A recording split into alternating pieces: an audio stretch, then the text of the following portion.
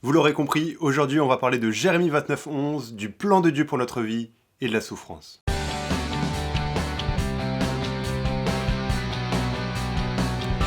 Avouons-le, on aime Jérémie 29:11. Ce verset, on le met sur nos tasses de café, on le met sur nos écrans de téléphone, on le met sur des posters. Mais qu'est-ce qu'il signifie réellement? Souvent on lit ce verset, on le prend comme s'il s'adressait à nous directement. Dieu va te garder de tout mal.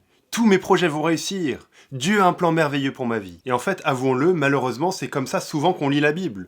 On prend des versets de manière isolée, on les sort de leur contexte et on les applique à ce qu'on vit, à nos circonstances. On prend ça comme des chèques en blanc où Dieu nous promettait que tout dans notre vie allait réussir. On le fait peut-être pas avec de mauvaises intentions, on le fait peut-être pas consciemment, mais ça n'empêche pas qu'on doit avoir le désir de vouloir comprendre ce que la Bible signifie réellement. Et pas ce que nous on veut qu'elle signifie. Est-ce que ce verset veut dire que tout va aller bien pour notre vie, qu'on n'aura aucun mal, que tous nos projets vont réussir? Je crois que c'est pas le cas, à la fois si on prend le contexte de ce verset, mais aussi si on prend le contexte général de ce qu'enseigne la Bible sur la souffrance. Et on va voir ces deux choses ensemble. D'abord, le contexte de ce verset. Il est écrit dans le chapitre 29 de Jérémie, et c'est dans une lettre qui est adressée aux Juifs qui sont exilés à Babylone. Ce qui s'est passé, c'est que le peuple d'Israël, le peuple de Dieu, a été emmené en exil à Babylone. C'est quelque chose de terrible qu'il a vécu. Et cet exil a eu lieu en raison de la rébellion du peuple envers Dieu. Dieu avait annoncé au peuple, si tu m'obéis, ça va être magnifique, on va être dans une relation privilégiée tous les deux. Mais si tu désobéis, je vais devoir te punir, te juger parce que je suis quelqu'un de juste. Et on connaît l'histoire, on sait que le peuple s'est rebellé,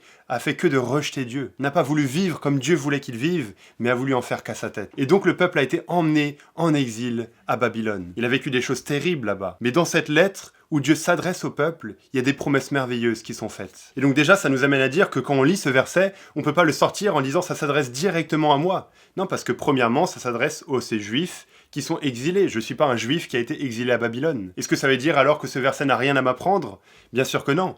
Mais ça veut dire qu'on doit d'abord le comprendre dans le contexte dans lequel il a été écrit, pour ensuite l'appliquer à nos vies et aux circonstances qu'on traverse. Et si on regarde le verset juste avant et le verset juste après, ça nous aide à mieux comprendre le sens de ce verset dans ce contexte. Au verset 10, Dieu dit « Dès que 70 ans seront passés pour Babylone, j'interviendrai en votre faveur. J'accomplirai ce que je vous ai promis en vous ramenant ici. » Et c'est ensuite qu'on a le verset 11. Et donc on voit que ce projet merveilleux que Dieu annonce à son peuple, c'est la fin de l'exil. C'est ça les projets de paix et non de malheur. Et donc c'est une nouvelle merveilleuse pour ce peuple qui est en exil en raison de son propre péché, que Dieu lui parle et Dieu lui annonce non pas un message de jugement, mais un message de grâce, en promettant un avenir meilleur. Et c'est intéressant de regarder le verset 12, où Dieu dit ceci, juste après avoir promis ses projets de paix, non de malheur, cet avenir plein d'espérance, Dieu dit ceci, « Alors vous m'appellerez et vous partirez, vous me prierez et je vous exaucerai. » Et donc Dieu promet ici une relation privilégiée, intime qu'il aura avec son peuple. Et ça nous amène à prendre ce verset à la lumière plus large de ce que l'Ancien Testament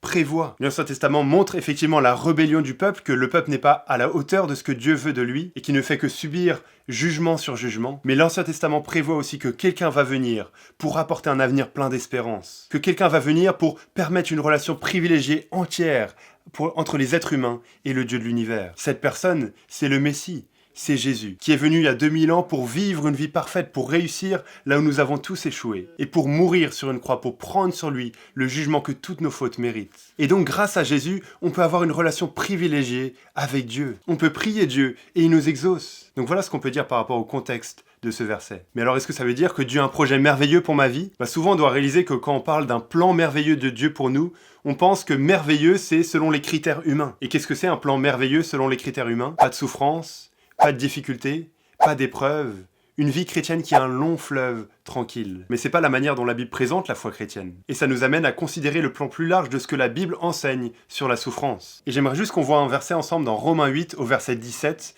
où on voit le plan de Dieu pour nos vies qui passe par la souffrance. Or, si nous sommes enfants, nous sommes aussi héritiers.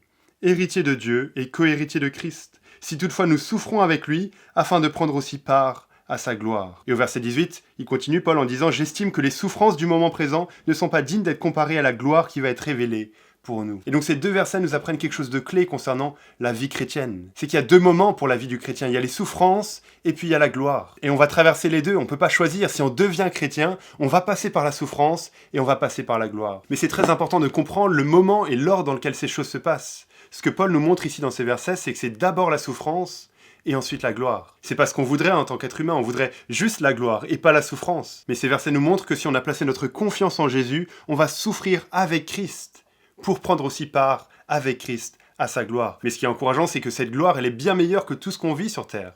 Paul il dit qu'il n'y a aucun moyen de comparer les deux. Et donc quand on parle de cet avenir de paix, cet avenir plein d'espérance, on doit réaliser que c'est pas dans notre vie sur Terre. Oui, Dieu nous promet une vie meilleure, mais c'est après qu'on va la vivre, dans la gloire, dans la nouvelle création, où il y aura plus de larmes, où il y aura plus de souffrance, où Dieu sera notre Dieu, où on pourra le voir de nos propres yeux. Et donc si on prend ce verset de Jérémie 29:11 en disant qu'on va rien souffrir dans la vie chrétienne, qu'on n'aura aucune difficulté, aucune épreuve, que tous nos projets vont réussir, on est totalement en train de passer à côté de ce que la Bible enseigne par rapport à la vie chrétienne et par rapport à la souffrance. Oui, Dieu a un plan merveilleux pour ta vie, mais ce plan passe par la souffrance. Il y a Colin qui a écrit un super article sur ce sujet et je t'encourage à le lire, je mets le lien de l'article dans la description de la vidéo. J'espère que cette vidéo vous encourage, moi je vais finir mon café parce qu'il est en train de refroidir. Abonnez-vous pour pas rater les prochaines vidéos, vous pouvez aussi me suivre sur Instagram et on se retrouve très bientôt pour de nouvelles vidéos sur la chaîne YouTube.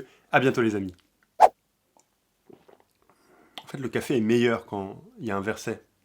Je sais pas si vous saviez ça.